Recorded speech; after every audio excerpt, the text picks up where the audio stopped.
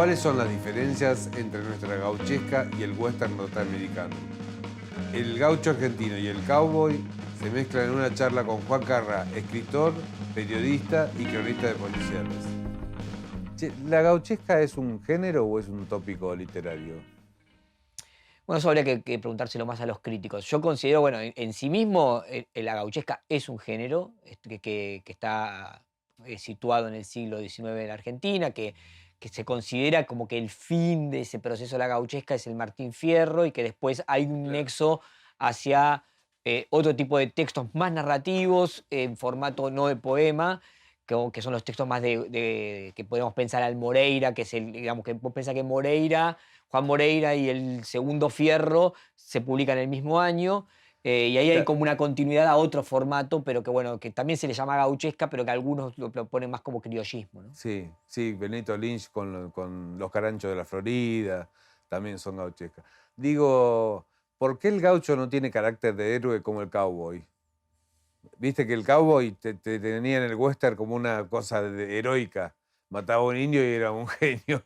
Y el gaucho no logra esa categoría de héroe. Bueno, yo creo que eso es parte de las lecturas y en todo caso de qué tipo de canon en la Argentina fue construyéndose para ver, para considerar qué es lo bueno y qué es lo malo dentro de algunas lógicas de dicotómicas que siempre se proponen sobre todo en la lectura política de nuestra literatura, ¿no? Pero si vos ves los textos, o sea, relees no sé, el primer Sí. fierro sí tiene una intención con la construcción de un héroe, digamos. Pasa que no un héroe que va a, a representar a la ley, como el caso del cowboy, que sí, que en algún punto aparece la idea del sheriff en ese territorio sin ley, Sí, el apropiándose de la cowboy idea creo que de... está del lado de la ley y el gaucho no. El gaucho No es necesariamente un paria. el cowboy también es un paria. Digo, el sheriff es el que está del lado de la ley, el Claro. cowboy no. Incluso si vos pensás la literatura western, tenés distintos tipos. Tenés la literatura, no sé, de robos, de robo de la diligencia y demás, y ese cowboy no está del lado de la ley. Sí está del lado de los códigos, en un territorio sin ley, con una propuesta de códigos que no necesariamente son los que la ley propone, lo que el Estado va a proponer a ese territorio sin ley. Eso sí es la representación del gaucho. Por El, eso, el gaucho incluso geográficamente está entre el campo y la ciudad. Es como Fierro, se escapa y se va al campo, al fortín. Es como, no tiene un lugar fijo. Es un nómade. bueno, en realidad el gaucho es una persona que no quiere tener, o sea, que su querencia en algún Sí. punto es su tierra para poder vivir, Sí. pero no quiere tener una relación. Por lo eh, menos ese gaucho. Don Segundo Sombra está más Sí, por instalado. eso digo, ahí por eso insisto, con el devenir de la literatura argentina vamos a ir viendo cómo ese gaucho se va como es apropiado por el Claro. Estado en esta idea que Josefina Ludmer propone cuando analiza la figura del gaucho, diciendo que el gaucho es solo un sujeto social si le entrega su cuerpo a la guerra o si es domesticado. Cuando está en situación, digamos, de lo que sería la dicotomía de civilización-barbarie, Bárbaro. en la lógica de la barbarie, es una persona a ser exterminada por el Estado, Claro. como lo es el indio, ¿no? De hecho, pasa del lado del indio. Se va, Bueno, claro, eso es lo más interesante que cruza la tiene, barrera, eso es lo más digamos. interesante que tiene el final del primer fierro, ¿no? La partida hacia, cuando se tiene que refugiar, se refugia en la barbarie plena, digamos, en lo que Sarmiento considera la barbarie plena. En el segundo fierro, lo interesante es que hay un gaucho que es asimilado por el Estado, ¿no? En el final del primero, que está esta idea de el refugio en lo que Sarmiento propone como la totalidad de la barbarie, que es el indio, ¿no? Ahí después hay un retorno que Hernández hace a un fierro mucho más asimilado y demás. Por eso es interesante ver que ahí aparece Moreira, de la mano de Gutiérrez, como un gaucho que todavía se resiste a ser asimilado por el Estado y que incluso es empujado a delinquir por el Estado. Ahí es donde juega Cuatro Caballos Negros, en esta idea de pensar a los sujetos sociales como todavía sin ningún tipo de asimilación con ese territorio vinculado a la ley y donde el código el código del facón, el código de las pistolas en este caso también, es el que va a terminar, digamos, dirimiendo los problemas. Incluso fíjate que la representación de la ley termina siendo la que impulsa el delito, Sí. ¿no? Que es bueno, lo mismo que pasa en El Fierro, lo mismo que pasa en Moreira, en Santos Vega. ¿Qué fue primero? ¿Publicar o escribir bien? ¿El lector o el escritor? Charlamos con la escritora María Negro de las dificultades de publicar y de escribir bien. ¿Es difícil ser escritora en Argentina? ¿Sí? ¿Por qué? ¿Qué es lo más difícil? Escribir bien es complicadísimo. Y Es muy conseguir difícil. editorial. Conseguir editorial es difícil. Creo que tenemos la suerte de tener un mercado editorial como para todos los gustos. Quiero decir, hay editoriales muy grandes que están muy concentradas, pero después hay un mercado editorial independiente amplísimo, donde uno puede conseguir editoriales con decencia y otras que hacen del libro una mercantilización, pero que son también una opción en la edición, la autoedición. No es desde un lugar moral. Hay posibilidades de conseguir editorial. Es mucho más difícil escribir bien que conseguir editorial. Pero escribir bien no es como lo primero. Cuando te dicen un libro, el tema no es bueno, pero está bien escrito. Y sí, lo que espero es que esté bien escrito. Es lo mismo que cuando veo una película. La película es mala, pero está bien filmada. Y sí, La si encima canción filma bárbara. mal, claro, mínimamente tenés que escribir bien, aunque sea una Sí. porquería. Debería de ser una preocupación. No sé si lo es tanto, pero creo que sí, que debería ser una preocupación muy grande tratar. Cuando decimos escribir bien, me refiero a escribir comunicando, lo que fuere, ¿no? Mi tragedia, mi ensayo, mi drama, mi chiste.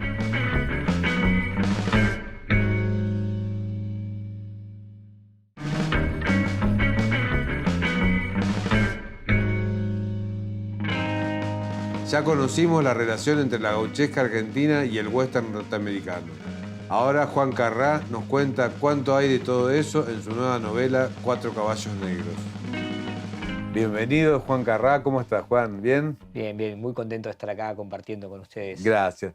¿Qué son estos Cuatro caballos negros? En principio una novela de aventuras, es una novela que tiene al western como hilación general, pero ambientado en nuestras pampas, por lo tanto un cruce ahí con la gauchesca. Sí. ¿No? Entonces, bueno, nada, una novela de género, entretenida, con buenos personajes, creo yo por lo menos, con buenos personajes, y un ambiente bien intenso que lleva a que la lectura sea muy de folletín, digamos, ¿no? Capítulos cortos que avanzan. Personajes muy malos, Personajes malos. terribles. Sí, Lo sí. mínimo que hacen es cortar una lengua.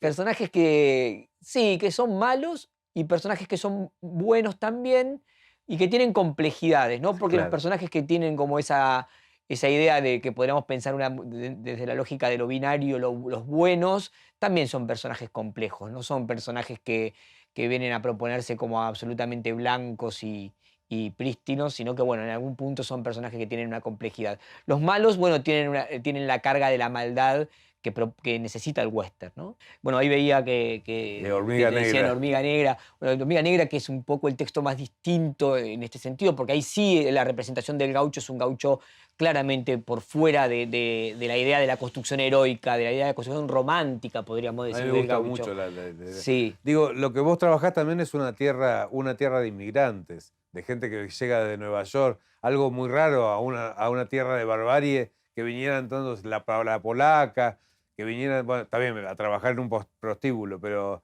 en general fue el siglo XIX un siglo que recibió gente de afuera. Sí, por supuesto, es el momento de la construcción de una argentinidad diversa, ¿no? Y a mí me parece que ahí el libro tenía que dar cuenta de esa idea también de... Siempre se habla de la migración española e italiana, y en realidad yo creo que ahí también el libro propone otro tipo de inmigración. Igualmente el juego con la inmigración, por ejemplo, del personaje central de la novela, que es el de Ethel, que es una Sí. estadounidense que se Sí, viene... que lo último que ves la Estatua de la Libertad. Claro, claro, que está embarcando, es una pistolera. En realidad eso está basado de alguna manera en la historia de Butch Cassidy, que se viene con su banda y entre ellos venía una mujer que viene en ese momento también en un vapor a la Argentina, se instalan en la zona de la Patagonia. Venían Bueno, todos para acá. como, sí, alejándose Yo creo que ahí hay un paralelismo interesante, ¿no? Porque se van alejando de un lugar donde ya están absolutamente perseguidos y ya no pueden, digamos, delinquir más y vienen a buscar territorios similares, ¿no? Campos, digamos, la idea de la extensión territorial donde todavía no hay Estado.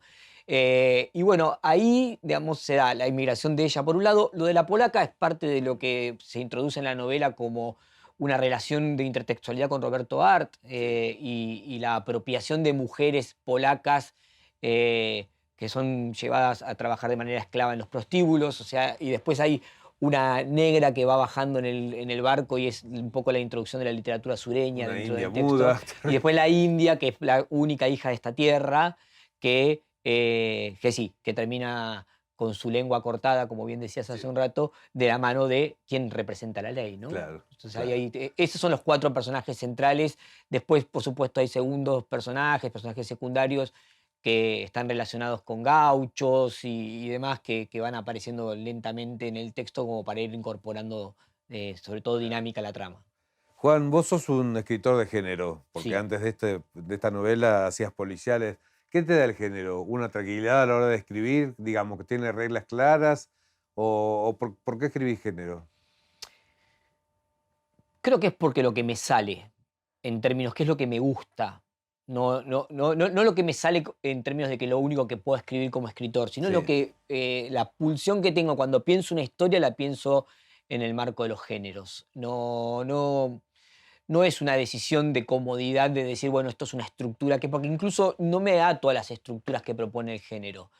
sí, a Eh, la vez los cruzás como acá, el Claro, western y la trabajo, gauchesca. trabajo sobre todo en las hibridaciones y sobre todo trabajo, por ejemplo, escribo género negro, pero no escribo detectivesca, no Claro. escribo detectives. No, Solo en una de mis novelas aparece un periodista jugando ese rol. Después, en realidad, lo que me muevo más en la idea de la novela social, la novela criminal. Eh, me interesan los tópicos que pueden abordar los géneros y aparte me interesa el tipo de novela que, como te decía al principio, propone una aventura. Entonces, definitivamente el caudal de todos esos gustos como lector, que son lo que creo que me configuran como escritor, me llevan a escribir género, me llevan a escribir, en este caso, te diría que me meto también con un interés teórico, ¿no? Esta idea de decir, bueno, podemos construir desde un texto literario estos cruces que yo creo que se dan y que después son representativos en la historia, en el linaje que podemos encontrarnos nosotros, los actuales escritores de novela criminal, ¿no? Oyola, qué sé yo, Nico Ferraro, lo mío, claro. Quique Ferrari, no sé, Mariana Travasio, que vamos a los ambientes del siglo XIX, pero también a los ambientes actuales donde la ley, los territorios no parecen no tener ley, Sí. como la villa, la cárcel. ¿Qué tenía el siglo XIX que te gustaba? A mí me encanta, me parece un territorio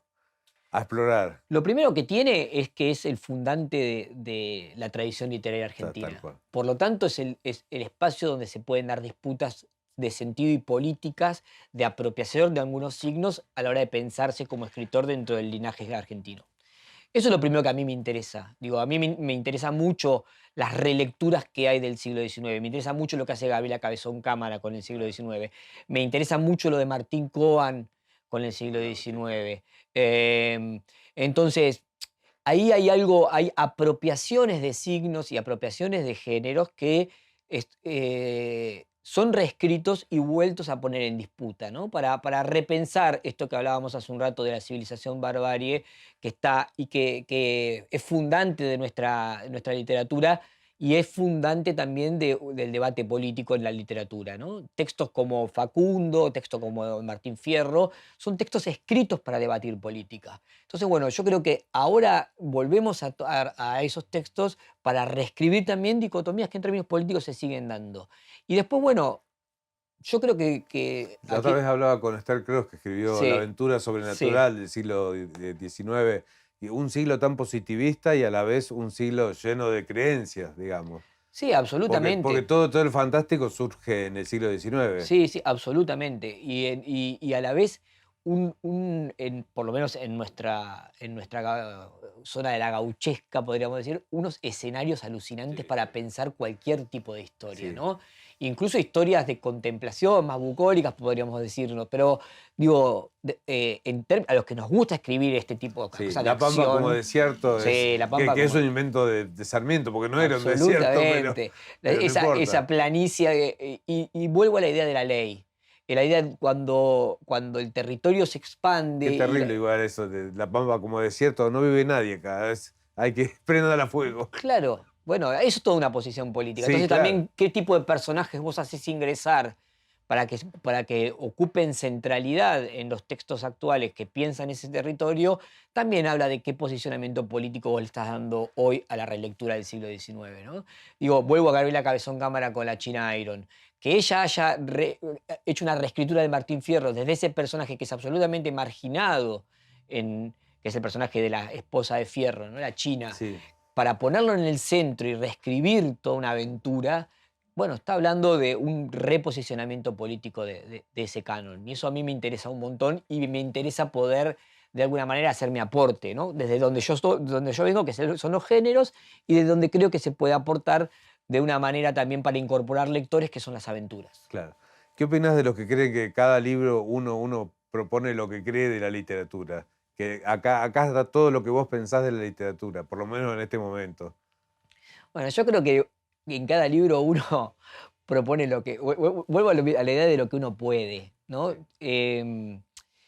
No me gusta pensar a los libros, por lo menos a mí, ¿no? No me gusta partir de los libros a escribir un libro con premisas de este libro tiene que cumplir tal función, Claro, como una especie de premisa práctica. que no sea la estética. No, y sí, la estética y a la vez contar una historia. A mí me gusta eso, Sí. contar historias.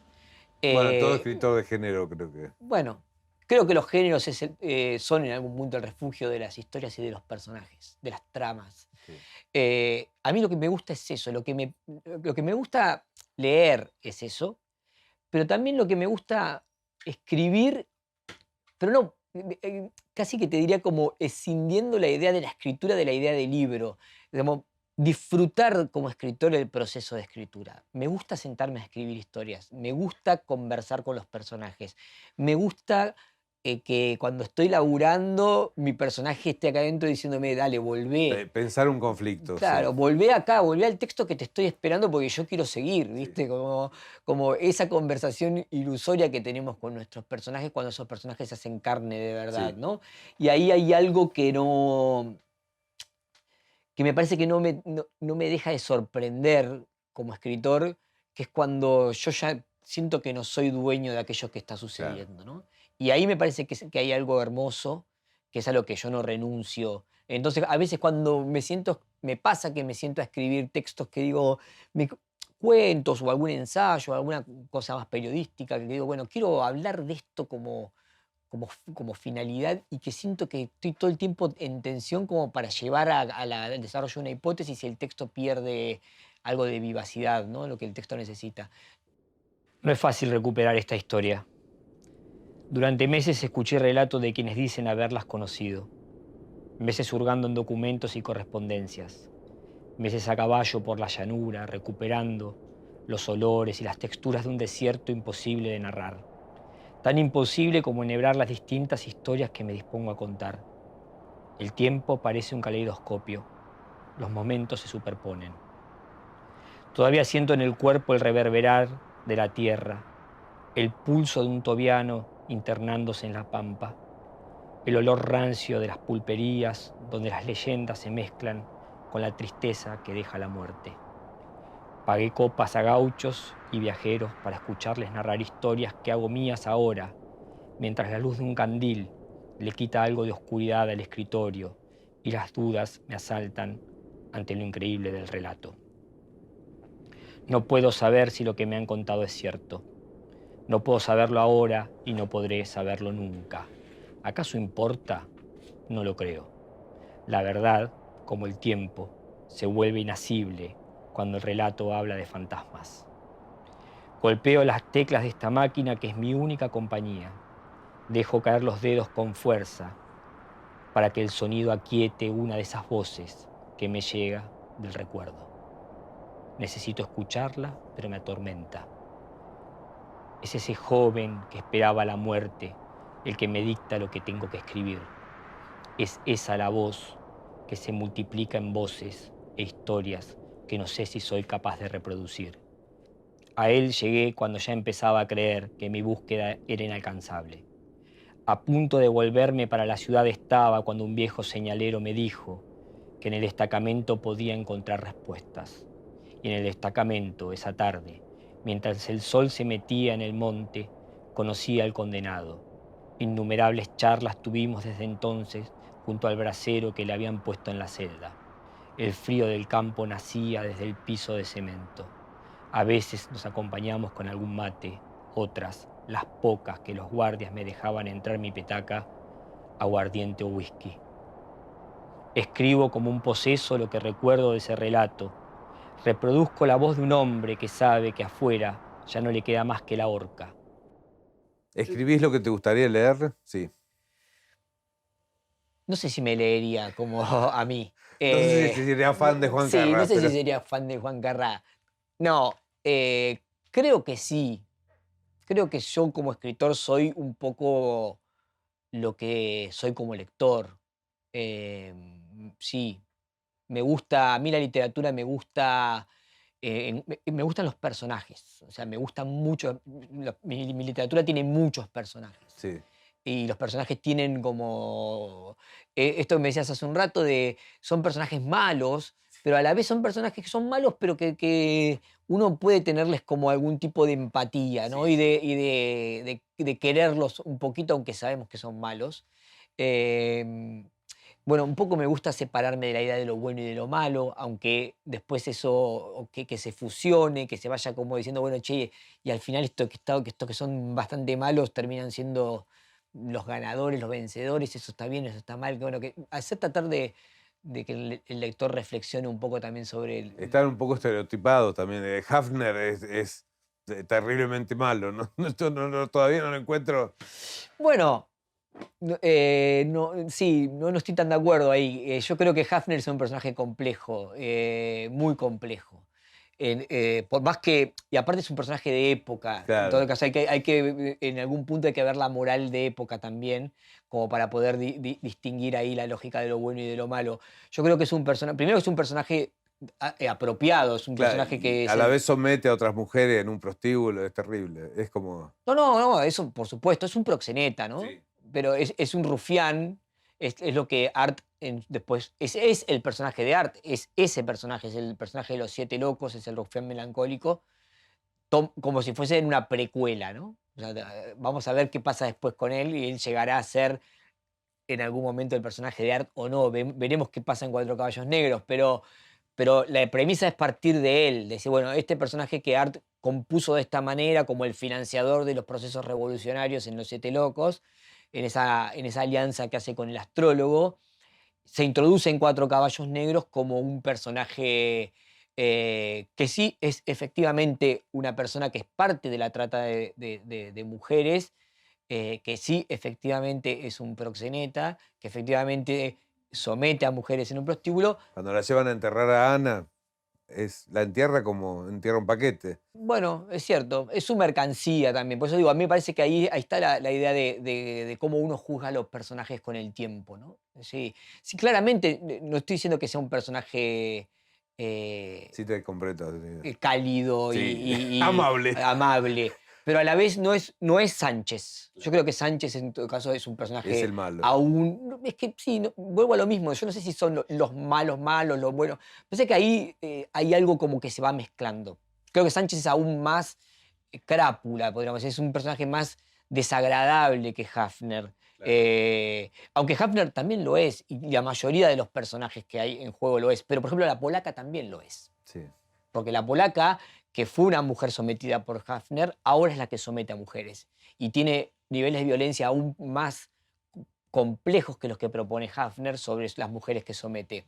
Entonces ahí hay un arco narrativo en los que los personajes van mutando y van proponiéndose distintos. Y los gestos que tiene Hafner con la polaca son gestos que en algún punto lo corren de la idea de maldad plena en algún punto, ¿no? Y lo vuelven más complejo, sin perder de vista que es un tipo que somete mujeres. Eso está claro, eso está clarísimo. Y eso está mal, Sí. ¿sí? Ahora, bueno, el punto ahí también es ver los roles que juegan los personajes en la actualidad y cuáles son sus pasados también, porque el personaje de Ethel también carga algún grado de maldad, entre comillas. Sí. O sea, ella viene de matar, viene de robar, viene de ser parte de una banda de pistoleros que son perseguidos por la ley en los Estados Unidos y ella se retira de ahí, quiere ya dejar de delinquir. Y ahora va a jugar otro rol, pero también va a jugar un Sí, hay rol... una idea de justicia ahí, de que mató por justicia, pero Sí, bueno, por eso digo, ahí es toda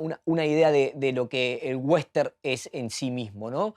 Por cuando la idea de justicia, verdad, justicia y ley, justicia sí, eso lo y decimos códigos nosotros. no pueden compatibilizarse, donde todo está como medio en una zona gris. No sé, yo considero que, volviendo un poco a esta idea de lo bueno y lo malo, eh, no, a mí personalmente no me interesa tanto pensar así a la literatura y los personajes. Por supuesto que es la manera más clara de tratar de pensar al western. Bueno, los buenos son estos, los malos son estos. A mí me parece que lo interesante es cuando eso se empieza como a desgranar. Y algunos que hacen cosas malas los hacen para cosas buenas. Claro. Entonces lo bueno y lo malo empieza como a diluirse. Ahí hay una clave de lectura de la literatura actual criminal, ¿no?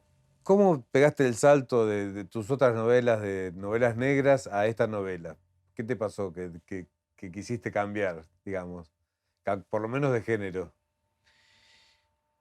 Bueno, ahí está el punto. Considero que esta es parte del mismo género con un desplazamiento de temporalidad. Eso es lo que te decía hace un rato con la idea de pensar al western gauchesco como un germen de la literatura criminal, que es lo que yo hago. Pero nada más que lo que hay es un desplazamiento de épocas.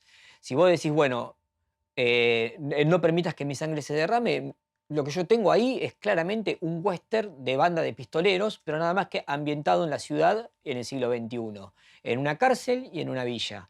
Eso mismo, si yo lo desplazo al territorio del siglo XIX, voy a tener un western gauchesco. Lo mismo. Entonces, bueno, un poco ese es el juego de Cuatro Caballos Negros. No creo que me haya corrido del género que escribo habitualmente. Lo que me corro es de época, por lo tanto de escenario, por lo tanto de conflictos.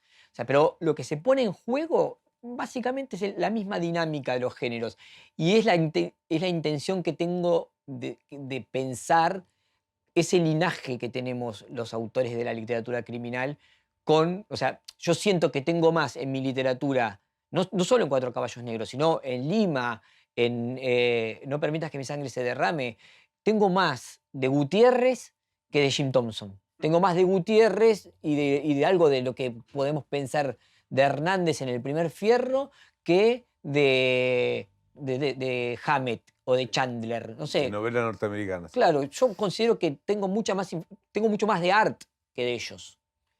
Por eso también hay aparición de Hafner como propuesta. Decir, bueno, la literatura popular y en algún punto social y criminal que se cuenta, orillera, que se cuenta de los años 20, que cuenta art, también alimenta la literatura nuestra de hoy del siglo XXI, del siglo XX, que cuando contamos las orillas del hoy, ¿no? Entonces, ahí está el juego. Después, bueno, hay que ver si sale, que eso lo dirán los lectores, qué sé yo. Juan, ¿qué es lo próximo? ¿Tenés ideas o todavía no? Todavía estás muy No, metido con Cuatro Caballos Negros y la presentación. no, bueno, lamentablemente tenemos que laburar en paralelo, ¿no? Sí, sí. No nos da el tiempo para... Nos Mientras dedicamos, presentás este, sí, escribís claro, el claro. otro, sí. Sí, y el año que viene está saliendo una novela corta que se llama La Cuadrada, que es una novela que ahí sí yo te diría que me corro mucho del género de lo que escribo, porque es como mi primera novela más autorreferencial, te diría, juega un toque con la literatura del yo, pero a la vez no abandona del todo los rasgos de los géneros. Eso va a salir por Salta el Pez, creo que el año que viene. Y el año que viene también salgo con mi primer libro de no ficción, que es una investigación sobre la familia Molfino, sobre particularmente la desaparición, secuestro, desaparición y asesinato de la mamá del escritor Miguel Molfino. Se llama Mima, el libro no, ella se llama Mima y es una víctima del terrorismo de Estado en la Argentina. Toda esa familia es víctima del terrorismo de Estado en la Argentina. Y este libro viene como a contar un poco esa transformación de quién fue Noemí Gianetti de Molfino a lo largo de su historia de vida, que la llevó a ser una ama de casa, a una mujer que reclamaba por la desaparición de sus hijos, a una víctima del terrorismo de Estado. Eso ¿Quién la dicta? va a salir por Random House, no sé todavía el sello, pero sí por Random. Bueno, te seguiremos leyendo entonces. Bueno, muchas Terminamos gracias. 4 caballos negros y le damos a lo próximo. Bueno, gracias por venir, Juan. muchísimas gracias, por favor. Gracias. Seguimos en el Quijote no se cuenta.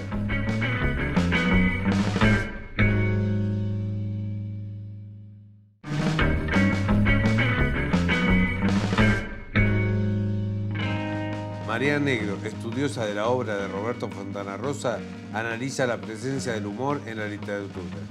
Manuel Puig, Truman Capote y las fuentes de inspiración. Bienvenida, María Negro, ¿cómo estás? ¿Bien? Es la entrevista más larga del mundo. Y todo, lo único que dice es bienvenida, María Negro. El mejor chiste. Bueno, sigamos. Claro, no, arranquemos así porque hay que aclarar a la gente que esta es la mejor de 32 tomas. Así que imagínense. Claro, las otras tienen el chiste que no vamos a contar y del que nos estamos riendo. De profesión, escritora. Sí, señor. Sí. Pero en esta época hay mucho taller literario, mucha escuela de escritura creativa. Digo, como en ninguna época se enseña mucho a escribir. Sí. No sé si tengo una sola respuesta para decir si eso me parece buenísimo o me parece muchas manos en el plato están haciendo La idea un esta de que garabato. todo es para todos, no. Yo no estoy de acuerdo. Debería existir la posibilidad de que vos puedas... Es muy demagógico eso de decir, cualquiera puede escribir, cualquiera puede hacer escultura, cualquiera puede hacer fútbol. No, yo no puedo hacer fútbol. Yo nunca pude hacer música. Digamos, hay limitaciones porque es así. Yo puedo agarrar un violín y hacer ruido, ¿viste? Me quedan 2 días de vida, digo, yo quise ser Bach, me encierro con un piano. Me saco el gusto de pegarle a las teclas, pero en 48 horas no resuelvo. No tengo ganas eso. de dedicarle tanto tiempo a eso. Escribir bien te lleva mucho tiempo, tocar bien el piano trabajo. también. Digo, Lleva yo no trabajo. voy a dedicarme 800 horas de mi vida a aprender a tocar el piano. Lleva mucho trabajo. Y no sé si todos los espacios que se presentan como de desarrollo del trabajo finalmente logran que se comprenda que el primer trabajo es leer mucho antes que escribir.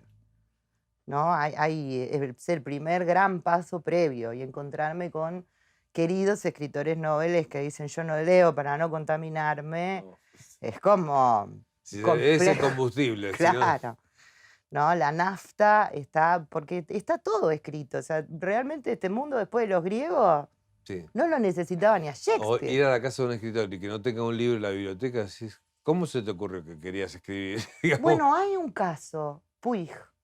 Puig, los únicos, cuenta él, ¿no? Yo no lo conocí, no tuve el placer, pero cuenta en entrevistas y hay una biografía muy interesante que los únicos libros que tenía eran los propios.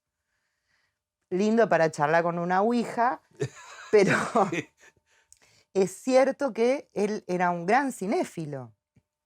A veces el material combustible que nos despierta, la electricidad que hace funcionar, hay una cosa muy linda que cuenta, Cartoon cuenta con referencia al libro de Jauretche, el Manual de la Soncera Argentina, de un paisano en un pueblo que vende una chatita y con la guita se compra una heladera, porque era una heladera y se lleva la heladera a la casa, maravillosa, pero en el pueblo no había electricidad. Entonces lo dice Mauricio y me tomo el atrevimiento de repetirlo. Todos estos talleres, de los que además yo doy talleres, ¿no? Somos la heladera. Claro. La electricidad es más individual, le pertenece a cada las ganas de uno. dedicarle tiempo a la escritura. Esa energía. Entonces, bueno, a Puig le venían del cine. Sí. No sé si está específicamente en los libros. Sí hay que consumir, hay un combustible. Hay quien tal vez viendo el teatro... Sí, formas de narración hay que consumir. Claro, encuentra una sensibilidad o en una serie. Hoy hablaba a propósito del silencio en la literatura y yo daba el ejemplo de una escena en una serie que a mí me parece tan despampanante como un silencio en un cuento de Roald Dahl, ¿no? Hay muchas formas de observar las tramas y es de eso donde uno realmente luego aprende. Vos sos fanática de Fontana Rosa. Soy fanática un Así, montón. así el me, negro me Fontana. vendieron, ¿no? Cualquier cosa hablo con el señor Marcelo Rubio que dijo... Le mandamos un Le beso mandamos muy un beso. grande al señor Marcelo Rubio que dice que yo soy fanática de Roberto, que le ha sumado un fanático más a Roberto Fontana Rosa contra mi voluntad. ¿Qué es lo que te gusta de Fontana? Yo fui muy lector en una época de Fontana Rosa.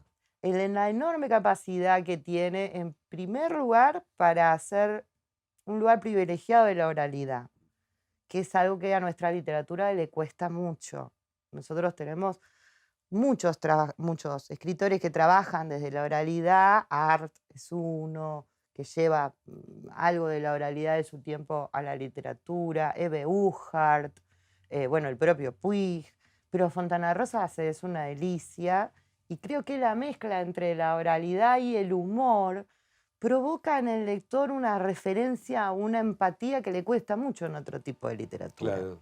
Sus cuentos de fútbol, mirá que a mí no me gusta el fútbol y no leo cuentos, pero de él los leía porque sus cuentos de fútbol habla de mucho más que de fútbol. Claro, él usa el fútbol casi como una metáfora Claro. en general del compañerismo, del trabajo en equipo, del vínculo con el otro, de la trampa. ¿Por qué crees que nunca fue académico, un autor académico? Yo creo que Porque sigue dando más prestigio, me gusta Borges y Bioy Casares que me gusta Fontana Rosa. Y va a seguir ocurriendo, hay un Borges Palusa. Así como le mandamos un beso a Marcelo Rubio, un beso grande a Daniel Meca, que lo organiza, y necesitaríamos un Fontana Rosa Palusa, si alguien quiere ofrecer alguna cosa acá a la chica fanática. Yo creo que el canon se guarda para sí lo conveniente, y lo conveniente es lo indiscutible, lo intocable, ¿no? He encontrado con agrado ensayos de Cristian Alarcón, Tamara Esturgo, de Filosofía y Letras, estudiando a Fontana Rosa, pero en muchos casos cayendo, por ejemplo, en la comparativa de Fontana Rosa con Borges. Está buenísimo, pero ¿por qué para validarnos es necesario? Tenemos que compararnos con el pobre hombre que ojalá estuviera vivo para no ver esto, dice el chiste, ¿no? Es como también hacerle una carga a la literatura de Borges total, donde si no pasamos por ese sedazo... Sí, no puede ser parámetro de todo, no, de todos los que escriben. No, porque también es inconveniente para la literatura de Borges, ¿no? Se convierte ya no en un trampolín, que es lo que debería ser, sino en una tranquera imposible de traspasar. Claro. De Fontana Rosa, ¿qué es lo que más te gusta? ¿El humor? El humor. El humor, pero la acidez y la ironía de su humor. ¿Y qué te pasa a vos con el humor a la hora de escribir? A la hora de escribir me cuesta muchísimo, porque tal vez me cueste mucho lograr escribir bien en ese nivel de acidez donde hay que comprender que uno está en un límite siempre entre caer en lo berreta y sostenerse dentro de lo que pueda ser agradable, bello, hermoso. Si el humor se desprende de la situación, de la escena, me parece que no caes en lo berreto, pero si metes un chiste que no tiene nada que ver, Dios mío. Claro. El chiste malo. El chiste es el horror. Estar en una estación de tren y uno dice, venía un cordobés, mamá. Por favor. No, señor. No, guardámelo para el asado del domingo que viene la tía y está aburrida y no tiene nada que hacer. Claro. No, el chiste ocurre en la lectura. Surge de la estación de tren, buenísimo. Si vos en la estación de tren metés al cordobés y al judío y al gallego y entre ellos empiezan a ocurrir cosas, eso es finalmente lo que termina provocando el humor. Hay un cuento de Fontana Rosa hermoso que se llama Wilmar Everton Cardaña, ¿no? Y él va relatando el personaje de un tipo duro, implacable, fumador de Toscanito Avanti, jugador de fútbol, ¿viste? Uno se imagina eso. Un tipo que dice que en las entrevistas en 10 años de jugador le habían logrado sacar 7 palabras, ¿viste? Eso es el chiste. Sí. Ese es el chiste. Ahora, luego tienen toda una circunstancia donde un botija, porque todo esto ocurre en Uruguay, le pide la pelota firmada del Nacional después de haberle ganado al otro equipo, pierden. Van al hospital a entregarle igual la pelota y el pibe los espera parado en la cama y les empieza a gritar, ¡hijos de puta! Y se arma un quilombo a las patadas de los jugadores con el pibe y todo es tan maravillosamente gracioso porque es incorrecto. Y ocurre la incorrección en la acción del Yo creo que en personaje. el humor él conocía el alma humana, la mezquindad humana y siempre hablamos con alguien que conozco, un amigo que conozco, que nos reímos del cuento de El Celeste de los botones forrados, creo que se llama así, que es una mujer que va a ver una moribunda y le empieza a preguntar por la ropa con la intención de que... Y le dice, el celeste con los botones forrados, dice, no, ese me lo voy a llevar al cajón. No sabes la amiga, le dice, no te Por puedes, favor, no te no pueden haces- enterrar con ese... Haces muy mal en enterrarte con ese vestido. Y entonces, digo, en ese momento que debería ser de sentimientos nobles, te surge toda la mezquindad de decir, ¿cómo se va a ir a la tumba con ese vestido? Ese vestido era para mí. Y es muy gracioso, como dice Freud, porque es real. Porque ese pensamiento de, ay, ¿qué va a hacer la tía con el tapadito cuando termine de despichar? Ocurre dentro del alma humana, solo que es incorrecto. Entonces no lo decimos, pobre tía, que no da más, traele al cura, con lo que yo traele al resisto cura, de y tapado. está con este ojo estás mirando el tapadito. Viste, decís, pobre tía, y estás acá mirando el tapado. Y en la vida cotidiana nosotros Sí, también somos muy solemos... duales y mezquinos y tenemos todo. Tenemos actos de nobleza y actos de mezquindad en el mismo Y momento. el humor ocurre como algo intermedio entre ambos, ¿no? No es ni tan noble ni tan mezquino, aparece como un conciliador entre ambas cosas, y yo creo que es muy latinoamericano también.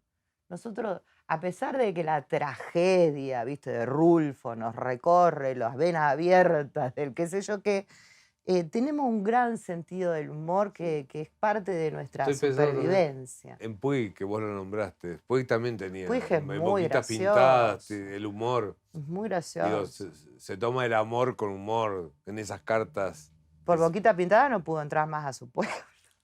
¿Sí? Me contaba la gente de Villegas que cuando se estrenó, el tipo no se tomó ni el trabajo de disimular los nombres propios, ¿entendés? Como que vos escribías Risa de Mujeres Desnudas. No, vos sabés que estoy con los viendo una nombres serie, propios. Enemistad, que habla de Truman Capote y unas mujeres de Nueva York que le contaron cosas a Truman Capote y las publicó todas con los nombres. ¿Qué es? Y le No hicieron se un hace vacío. eso. No se hace. No se hace. No se hace.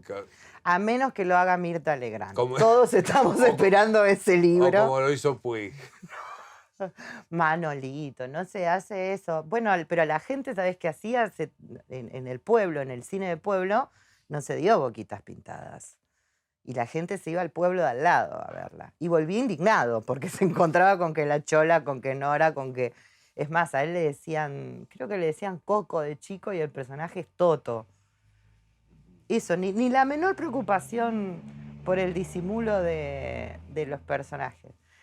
Lo cual, qué sé yo, es gracioso, ¿viste? Sí, ahora a la distancia es gracioso. Vos cuando te pregunto de profesión, ¿qué decís? ¿Poetisa, novelista, cuentista? Ay, poetisa me suena petiza. Sí. Yo mido 1,55 m. Estos son tacos. Petiza es como que me digas gorda. Prefiero que me digas cualquier cosa antes que poetisa. Olga Orozco decía algo al respecto de la palabra poetisa. Escritora me parece como, en realidad, la más amable con uno, porque poeta también. Poeta Pizarnik, Olga Orozco, Baudelaire. Sí, principalmente porque hay que escribir poesía, no es mi caso. Bueno, yo escribo, hago los intentos. La traición de Prometeo es un libro de poemas que tampoco me gusta llamar poemario. Una chica con un montón de problemas. Claro, Finalmente soy una chica con un montón de problemas con el medio. Gracias que le escribo novelas, chicos. Y qué lindas tus novelas. Pero yo creo que un gran trabajo poético ocurre dentro de la narrativa.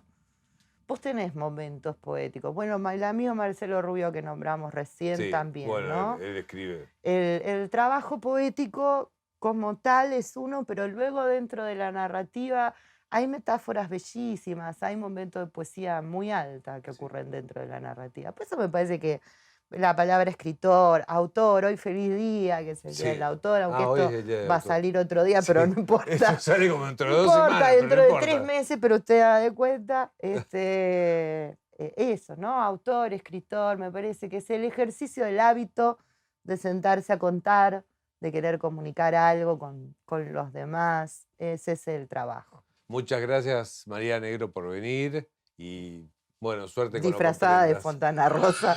Después de tantos fallecidos, me hice el esfuerzo, me vine hasta acá. Ahora te hago un Inodoro Pereira antes de salir. Yo quiero leer algo tuyo con humor, ¿eh?